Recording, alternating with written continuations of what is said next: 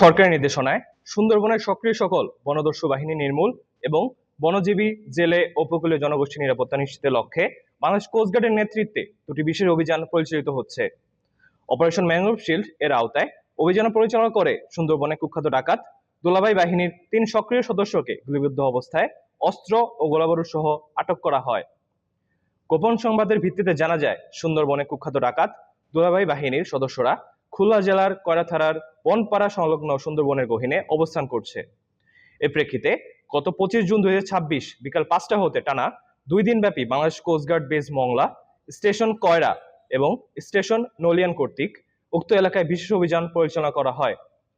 অভিযান চলাকালীন দস্যুদের বহনকারী দুটি বোট শনাক্ত করে কোস্টগার্ড সদস্যরা থামার সংকেত প্রদান করে।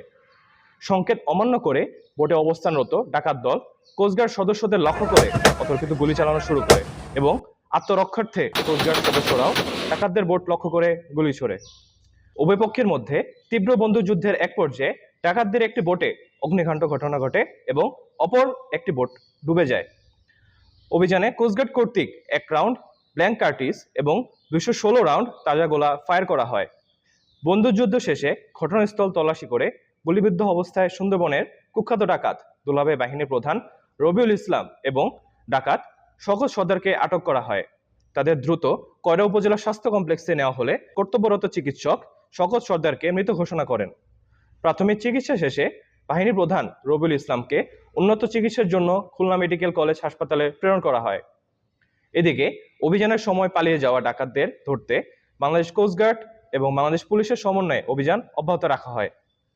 এরই অংশ হিসেবে মঠবাড়িয়া পুলিশ ফাঁড়ির সামনের এলাকায় স্থানীয় জনগণের সহায়তায় পরিচালিত যৌথ অভিযানে ডাকাত ইসরাফিল হাওলাদারকে হাতের আঙুলে গুলিবিদ্ধ অবস্থায় আটক করা হয়।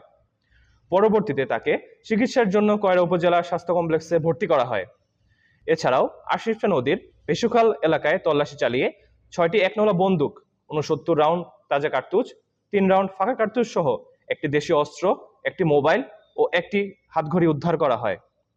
আটককৃত ডাকাত রবিউল ইসলাম ও নিহত ডাকাত শওকত সর্দার খুলনা জেলার কয়রা থানার এবং ইসরাফিল হাওলাদার সাতক্ষীরা জেলার আশাশুনি থানার বাসিন্দা।